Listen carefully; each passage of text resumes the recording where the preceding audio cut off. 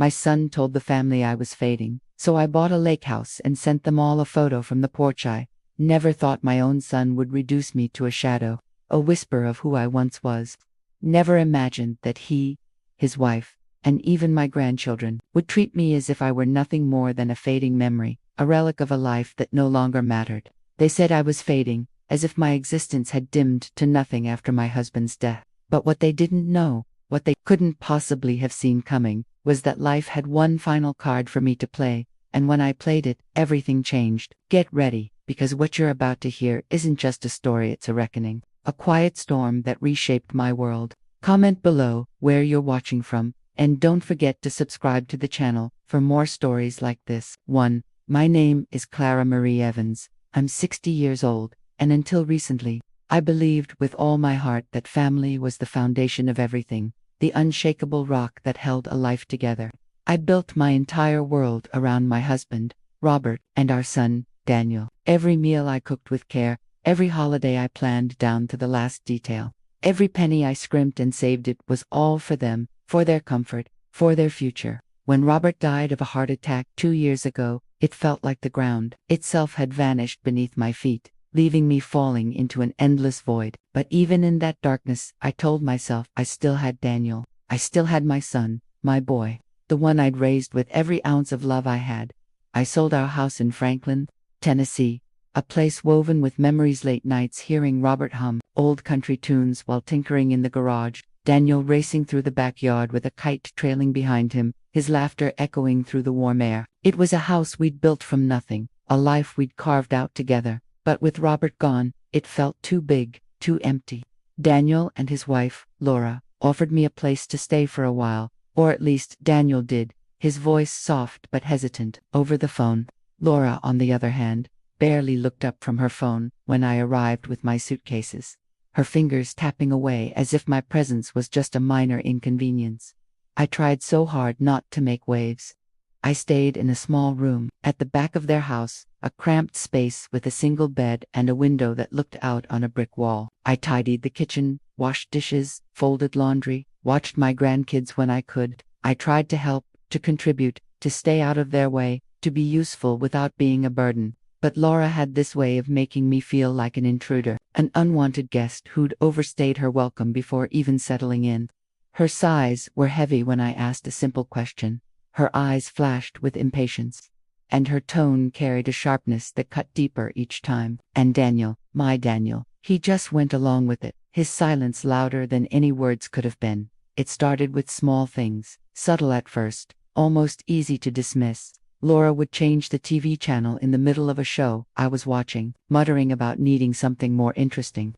She'd make offhand comments about how some people weren't pulling their weight, weren't contributing to the household bills. I'd catch her rolling her eyes when I offered to cook dinner, as if my efforts were a nuisance rather than a help. One night, I overheard Daniel on the phone with my sister, his aunt, his voice low but clear through the thin walls of their house. "Moms, I don't know. She's fading," he said, the word sharp like a blade. "She's not the same since Dad died. She's lost her spark, her energy. It's like she's just drifting, fading." The word hit me like a punch to the chest. Fading. I was grieving, exhausted, trying to piece together a life that had been shattered, and he thought I was fading. I stood there in the dark hallway, my hand pressed against the wall, trying to steady myself as his words sank in. I wanted to storm in, to tell him he was wrong, to remind him of the woman who'd raised him, who'd sacrificed everything for him, but I didn't. I swallowed the hurt, the shame, and went back to my room. That's what mothers do, isn't it? We carry the pain so our children don't have to. But then came that night, the night that broke something inside me, something I didn't even know could break. We were at the dinner table, the air heavy with tension. I'd made a pot roast, Daniel's favorite since he was a boy. The kind with carrots and potatoes simmered until they were soft. The kind he used to beg for. Laura was on her phone, as usual, her thumbs moving furiously across the screen. Daniel seemed distracted, poking at his food without meeting my eyes. The silence was suffocating, pressing down on us like a storm cloud waiting to burst. Then, out of nowhere, Laura looked up, her gaze cold and unyielding, and said, "Clara, maybe it's time you found your own way. We can't keep carrying extra weight forever." Her words hung in the air, sharp and deliberate, like a knife she'd been waiting to wield. Extra weight, my breath caught in my throat, my heart pounding so hard I thought it might break through my ribs. I looked at Daniel, my son, the boy I'd raised, the man I'd given everything for, waiting for him to say something, anything, to defend me, to stand up for his mother. But he just stared at his plate, his jaw tight, and muttered, "Maybe, it's for the best, Mom. For all of us, for all of us." Those words echoed in my head, over and over, as I stood up from the table, my legs trembling. I didn't scream, I didn't argue.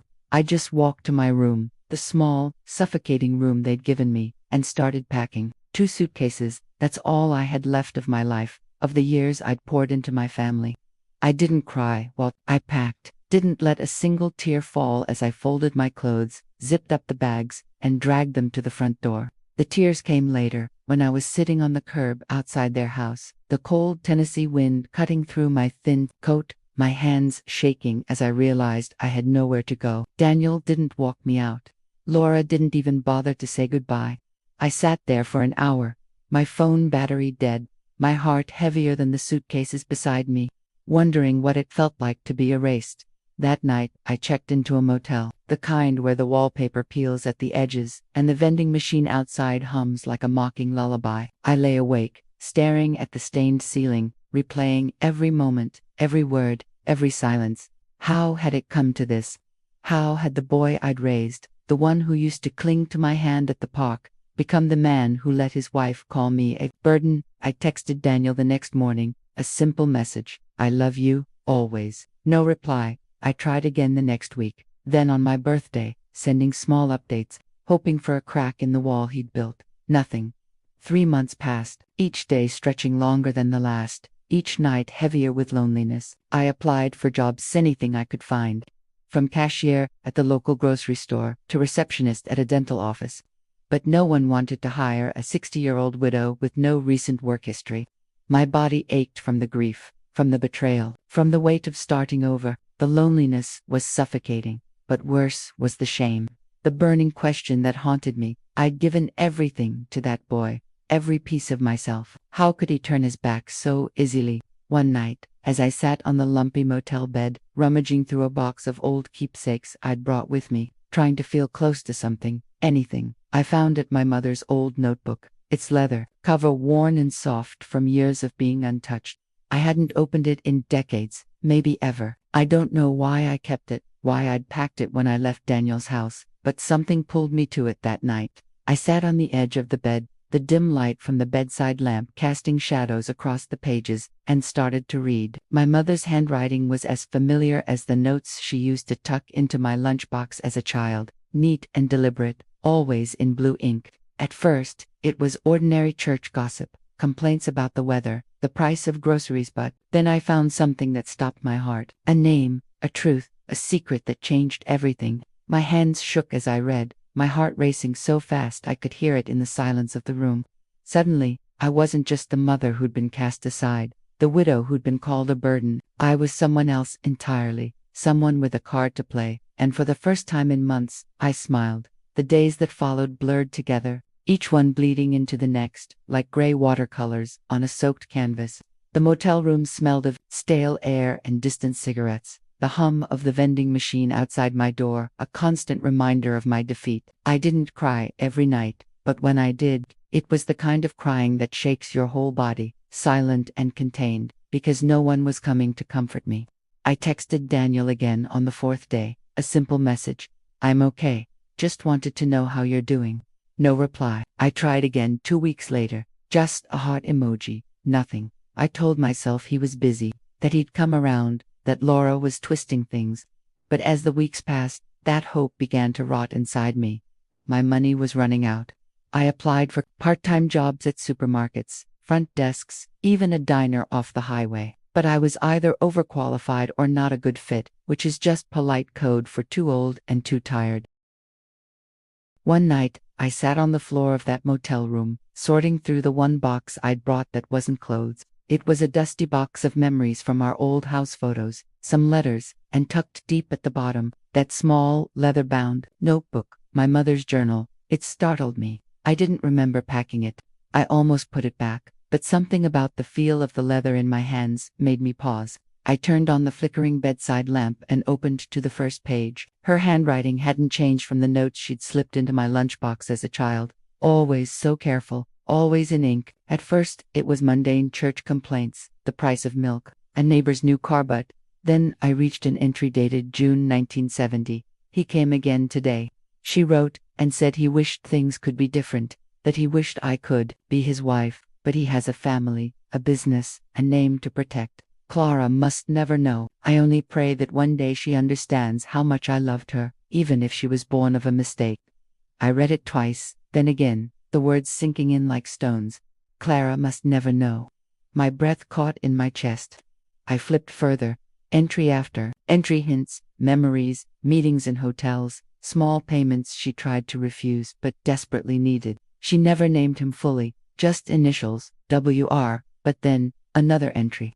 February 1971, he said he'd made arrangements, that if anything happened to him, he'd make sure Clara had something, a piece of what he built. It won't be official, of course too dangerous, but he promised me a trust. His lawyer, Mr. Thompson, will know. The name Thompson hit me like a lightning bolt. I'd seen it before, in old papers my mother kept in a locked box I wasn't supposed to touch. It took 2 days and countless searches on the motel's shared computer, but I found him. Richard Thompson, a retired estate lawyer, still listed at a private firm in Nashville. I couldn't. My hands were shaking too much.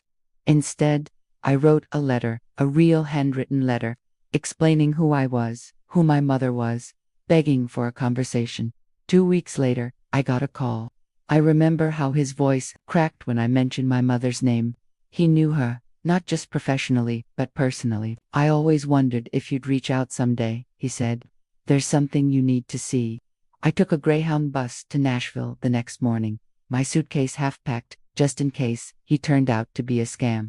But when I stepped into his quiet office, filled with old books and an even older silence, I knew it was real. He handed me a sealed envelope, yellowed and fragile. It was from William Reynolds, the founder of Reynolds Properties, one of the biggest real estate firms in central Tennessee, a man I'd seen in newspaper clippings my whole life, a man with a family, a reputation, a legacy. The letter was addressed to my daughter, Clara Marie. I couldn't read it all at once. I cried before the second paragraph. He admitted everything, the affair, the regret, the silent love, and then the promise, in the event of my death, I've ensured a portion of my personal estate, untraceable through my will, is delivered to you through Mr. Thompson.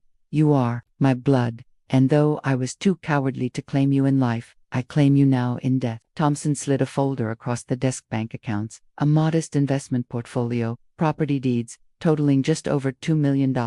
I stared at the papers, then at him. This is real, I whispered. He nodded. It's yours. It always was. My heart thundered, not because of the money, but because for the first time in my life, I felt chosen, seen. I didn't scream, didn't laugh, didn't break.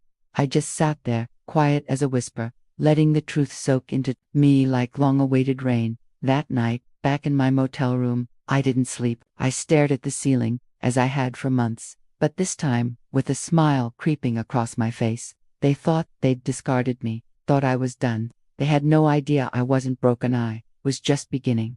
I didn't go back to Franklin. Right away, something inside me had changed, permanently. I wasn't just Clara, the forgotten mother. I was someone new, someone who'd been cheated her whole life and finally saw the truth. For the first time in months, maybe years, I wasn't drowning in shame. I was breathing clarity. I stayed in Nashville for a few more days, just walking through quiet neighborhoods, sipping coffee in small cafes, watching people live their lives, people who hadn't been cast aside like I had. For the first time, I didn't envy them. I studied them, wondered who among them wore smiles that masked heartbreak, who'd been betrayed, who'd risen from invisibility. Richard Thompson didn't just give me an inheritance, he gave me time to process, time to understand what I now held in my hands. It wasn't just wealth, it was power, and I had no idea what to do with it. But pain has a way of turning into fuel when you've been humiliated enough. When I returned to Franklin, I didn't go back to the motel. I booked a short-term rental downtown, just off Main Street, clean, modern, quiet, the kind of place Daniel and Laura would never imagine I could afford. I started dressing differently, more polished, more deliberate, not flashy, just invisible in a new way. The kind of invisible that lets you slip through doors unnoticed. I watched YouTube videos on investments, real estate contracts, learned the language of business not because I wanted to build an empire, but because I wanted to protect myself. Never again would I be powerless. That's when I found it, buried in a real estate auction listing, a lake house on Old Hickory Lake, a distressed property, a little rundown but structurally sound, with a wide porch overlooking the water. It was perfect, the kind of place I'd dreamed of as a girl. A place where I could sit and watch the world without it watching me back. I didn't hesitate. With Thompson's help, I set up an LLC, an anonymous front company, filed the paperwork, transferred the funds, and placed the bid. The auction came and went, and I won silently, legally, completely under the radar. And just like that, I owned a lake house. A place Daniel and Laura would never dream I could have. A place that screamed I was anything but fading. I didn't tell a soul. I moved in quietly, my 2 suitcases looking small in the open, airy space. The house wasn't grand, but it was mine. Wide windows letting in the soft light of the lake, the gentle lapping of water against the shore, a porch that stretched out like an invitation to breathe again. For the first time in years, I felt peace, a stillness that wasn't heavy but freeing. But I wasn't done. They needed to know I wasn't gone, wasn't fading. I stood on that porch one evening, the sun setting behind the lake, casting a golden glow over the water. I wore a simple dress, my hair loose, a smile on my face, not forced, but real.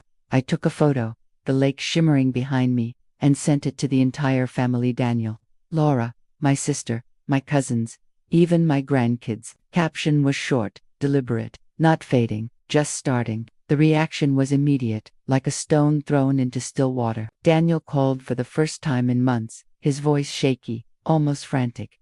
"Mom, what's going on? How did you get that house? Where are you?" Laura texted, trying to sound casual, but failing. "Beautiful place, Clara. How'd you pay for it? We need to talk." My sister called, her voice a mix of shock and curiosity. "Clara, is that really you? What's happening?" I didn't respond to any of them.